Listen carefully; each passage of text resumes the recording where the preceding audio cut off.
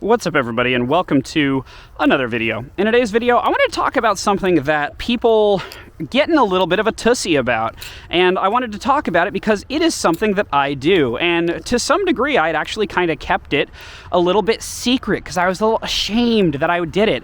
And then I thought about it and I realized that I had nothing to be ashamed about, and actually all of the people that make you feel ashamed about it are kind of buttholes, and this is actually a totally fine thing to do, especially if you know how to do it the right way. And so that's what I wanted to talk about today. What am I talking about? Well, I'm talking about, dun dun dun, dulling your balisongs. I am talking about taking your nice razor sharp balisong and dulling it so that it doesn't cut you as easily. Now, I know this is super taboo. Oh my God, why would you dull a balisong? Isn't the whole point cutting yourself? No. Obviously not.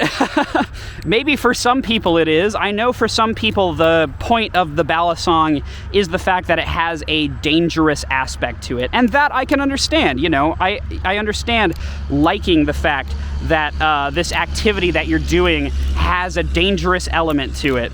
And to be fair, dulling your balisong doesn't mean removing that dangerous element entirely, especially with the way that I dull my balisongs, which I'm going to talk about in just a moment. But I want to bring up that dulling your balisong is a very normal and honestly good thing to do, in my opinion. And there's a few reasons for that. First of all, if you have a razor sharp balisong, what does that actually mean on a molecular, not really molecular, we're not going that small, but what does that mean on a very, very microscopic level in terms of what's actually on your blade? Well, a very sharp blade, like one that will cut you just by touching it, is not actually sharp in the way you might think on a molecular level, right? So when we're talking like really, really small, what makes a blade sharp is actually micro serrations. So there are microscopic serrations along the edge of a blade. These are like little spiky fragments that are so small that they literally can't be seen without like an electron microscope. They're really, really, really fine fragments and serrations that are just incredibly, impeccably small. However, these serrations, these micro serrations, act as a very, very sharp saw. So you can think about it in the same way that you use a saw to cut a tree, and trying to use a big, like, flat blade to cut down a tree wouldn't work. Well, it's the same thing here. A big flat blade on a microscopic scale doesn't actually cut much. That's actually how razors work. Razors are a specially made type of blade where on a atomic level you actually have a perfectly straight edge. But this actually isn't very good for cutting, and there's a few reasons for that. The first reason is that this edge, being atomically perfect, is extremely fragile. It is something that is super duper soft and super duper fragile because the material is so very small and so very thin that that edge can easily become damaged and break. The other thing is that that type of edge doesn't do a great job of actually cutting through, you know, thicker materials or larger objects. Instead, it's fantastic for, you know, cutting hair like a razor is used for on a regular basis, but a actual knife is not the same as a razor blade. A knife needs to cut through deeper surfaces like larger stacks of paper or ropes or different things like that. And so a sharp blade for a knife is a lot closer to a very, very microscopic saw than it is to a razor blade. When someone says razor sharp, what they're actually meaning most of the time is that it has those incredibly precise micro serrations that are created from the various sharpening techniques that are used, and not an actual razor sharp edge, because if you had a real atomically razor sharp edge, it would dull within the first time of you using it on like a piece of paper or cardboard. Okay, so we've got through like how edges work. They're like microscopic saws, but why does that matter, and how does that matter with what we're doing? Well, Here's the thing. For an edge to be useful for most people in most circumstances, it does not need to have these micro serrations. These micro serrations are fantastic if you're trying to cut meat, if you're trying to cut thick ropes, if you're trying to cut just like thicker things in general. They allow you to sort of use a slicing motion, which is why a slicing motion where you're actually dragging the blade across something is better than just pushing the blade through something. You need to drag it across because you're literally using those micro serrations instead of just pushing the blade through. The blade isn't separating something through force, it's tearing it apart on a microscopic level. So that's what it's useful for, is thicker things that you're trying to cut. But from my experience, and I think the everyday experience of most people who flip balisongs, obviously I'm not going to say that this is true for everyone, but from my experience, I really only use my balisongs for a few very small tasks. And that's going to be opening letters, opening cardboard boxes, and like tearing apart cardboard boxes to throw away at the end of the day, right? I'm not using my balisong for much more than those specific tasks. Now, if you have, EDC requirements where you are genuinely needing a sharper knife, then don't dull your balisong, like obviously, but also at the same time, don't assume that everyone that, has a balisong has the same needs as you. And don't think that it's immediately a bad thing if somebody does want to dull their balisong. Okay. So now let's get into why you might dull your balisong. Well, the first reason for me is that I use my hands a lot for a lot of the things that I do professionally. One of those things now, obviously, is I'm literally kind of using them to model. I literally have an entertainment job now where I have to use my hands on a regular basis to perform tricks for a camera, and I can't have my hands be constantly cut up. And sure, if you're good enough with a balisong, you shouldn't have your hands be constantly cut up all the time. And to be fair, I don't.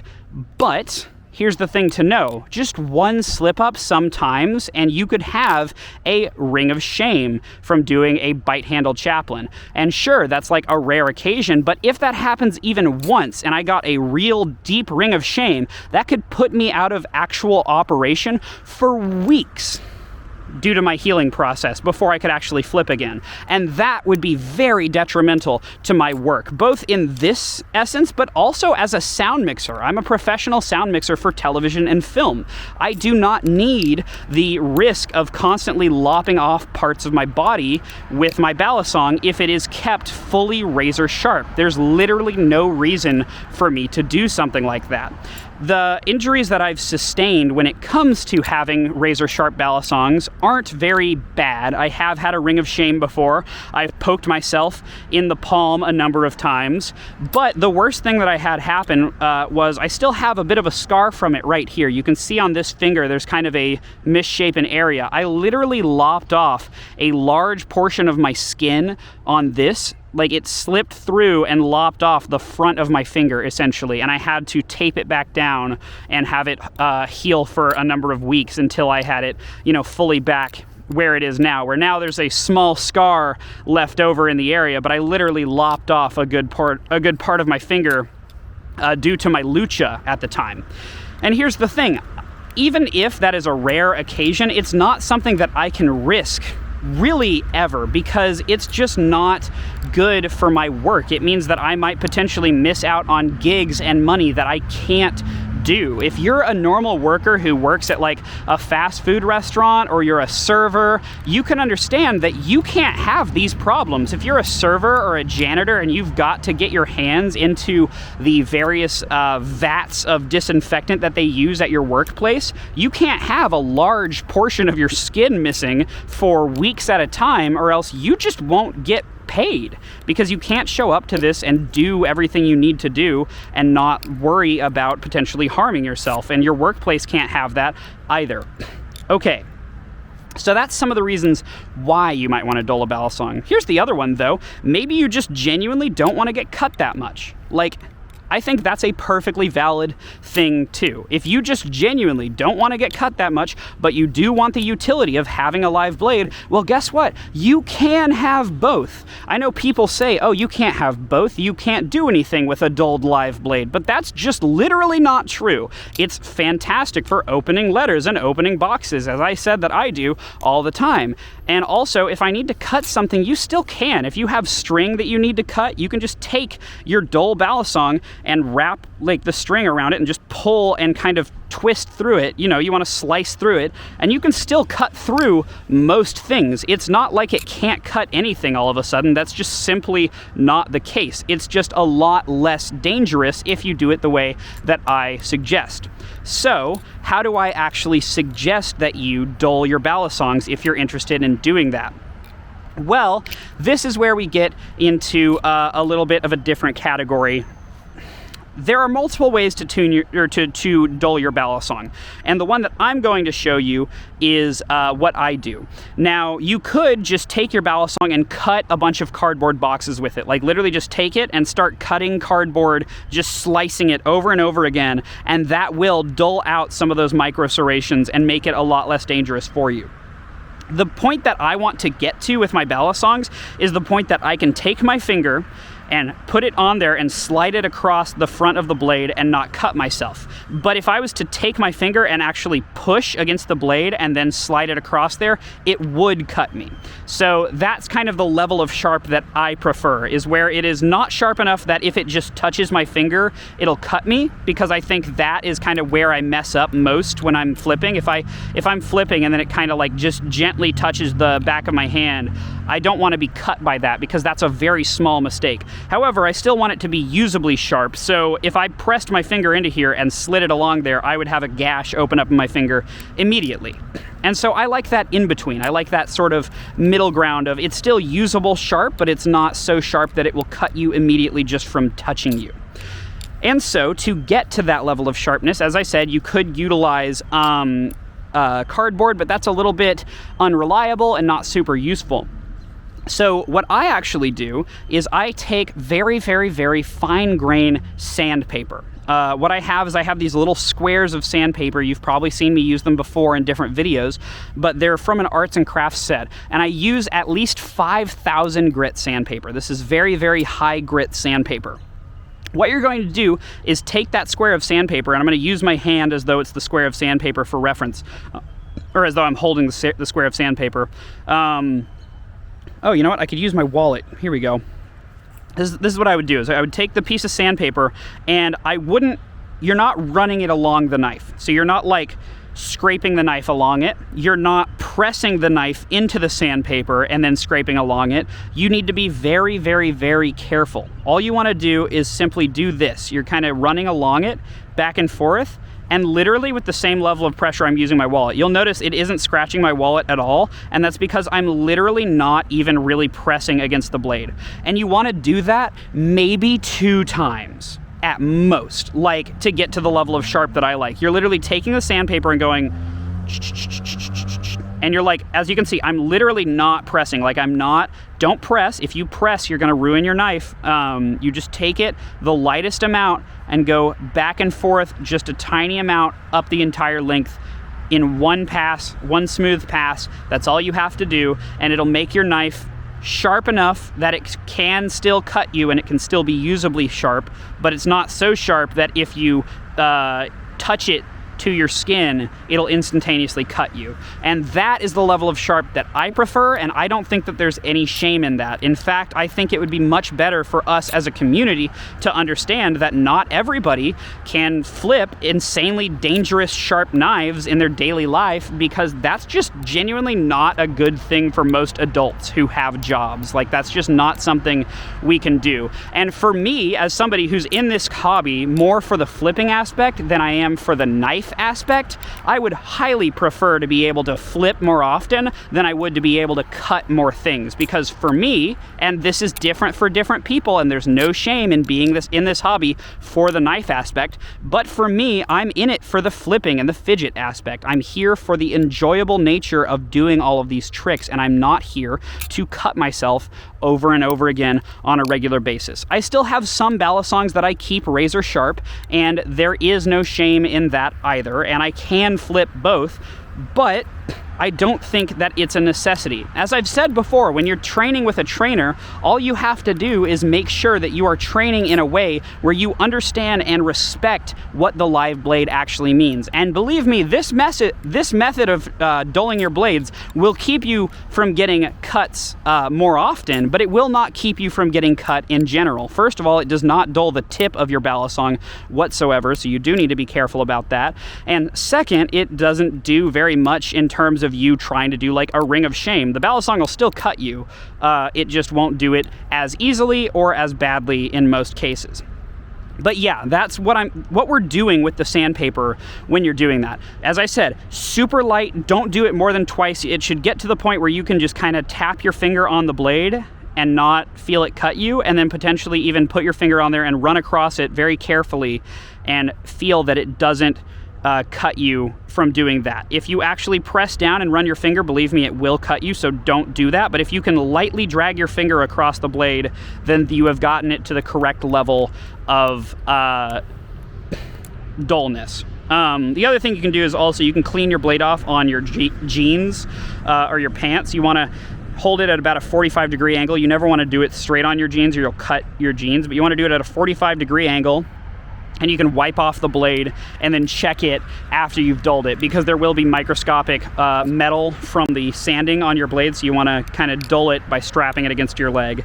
And yeah, that is how I dull my balisongs, and why I think it is a perfectly fine thing to do and not something to be ashamed of or something to shame people over, because honestly, I just think it's silly as a thing to be worried about. If you are into super sharp knives, that's great, but don't be some weird boomer that believes that everybody needs to have their knives as sharp as possible all the time, because honestly, this entire hobby is about self-expression and expressing yourself in the best way you know how, and there is no reason to gatekeep people in that silly of a manner when it comes to this fun fidget device that we're all literally playing with. That's more of a toy than it is an actual knife. If you wanted a sharp utility knife, go get an OTF or a folder. Like, that's a much better tool than a balisong will be for you, in terms of EDC in most cases. Like, it's just simply not the case nowadays, especially on balisongs that don't have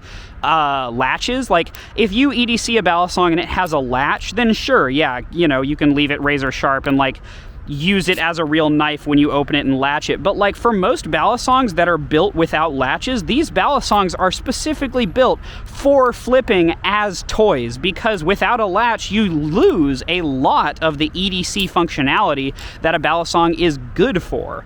So it's silly to gatekeep on stuff like balisongs that literally are built without a latch simply because it's better for flipping.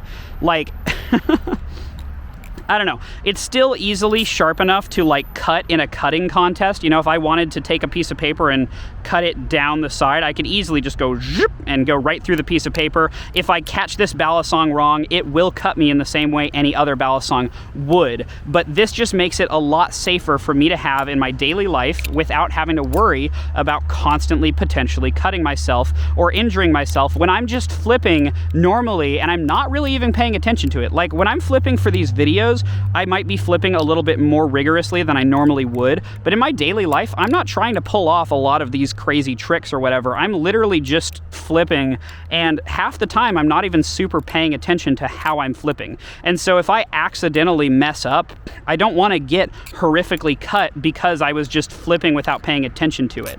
And sure, I could flip a trainer, but sometimes trainers don't give you the same result as some of the nicer balisongs that I have in my collection. And so for ones that I have that are my balisongs, I'm going to flip them the way I want to. Here's the other thing to note. If you do it correctly, like I have, where you do very lightly, because all you're doing when you're dulling it, you're literally just removing the micro serrations. You're not taking care of the edge. You're not removing the edge. The edge is still there. You're getting rid of all the microscopic serrations that were put there by the sharpening process in the first place, making the blade smoother and therefore less likely to cut you without deep pressure applied. So that's all you're doing. That's why I said only do it twice at most, and do it really, really, really lightly, because what you're taking away is literally a microscopic amount of metal. You are not doing an intense, complete removal of the edge, because that would leave you with a trainer, essentially. All you're doing is removing the microscopic serrations. That's also why you need to use at least 5,000 grit sandpaper. By the way, the squares that I use of sandpaper will be linked in the video description, so you can get them there if you're interested in this.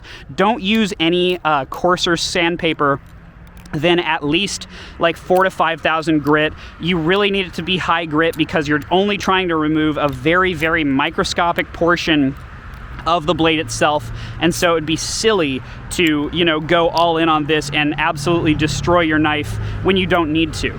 And that's the fun part about this, is that everything that I'm talking about is completely reversible.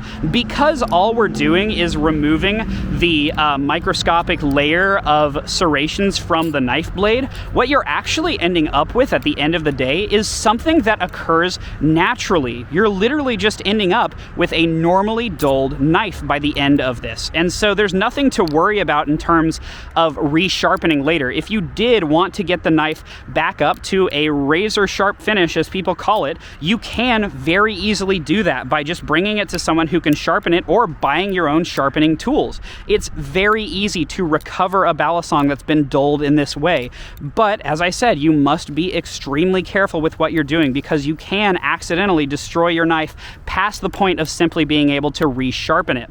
I actually did that with some of my first balisongs when I had no understanding of how this worked. And that's why I think it's important to have this out there, because this information is very important. Maybe I'll even make an actual tutorial video where I do it and demonstrate, directly exactly what I'm looking for when I'm dulling a balisong like that.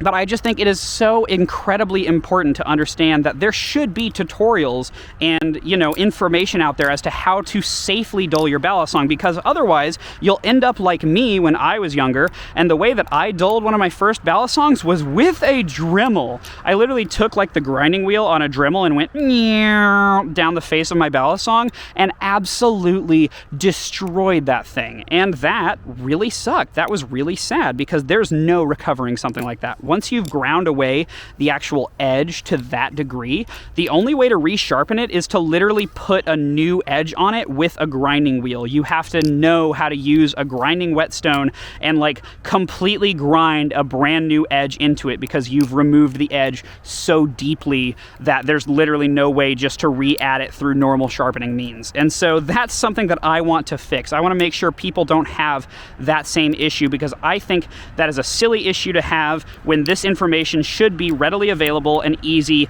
to get. So yeah, that is just a little rant about how I dull my balisongs and why I dull my balisongs, and why, if you think that you would like to dull your balisongs, you should, because there is literally no shame in it, and the people that are trying to shame you about it, they shouldn't. Like, they have no right to do so. It's your knife. You can do whatever you want with it. And if you need a sharper knife for EDC, just get one. There are so many fantastic folders and OTF knives out there, and they're not something that you need to be slinging around in your hands like it's a fun toy. Especially, I see people, who like are in public or whatever, like I am now, but they're walking through crowds of people, say at Blade Show. And this is how we get to the problem of people are like, oh, well, I like to carry my razor sharp balisong, and then they go flip it in crowds of people, and they get shocked when they accidentally drop it on some child and it stabs them in the leg in an incredibly horrific incident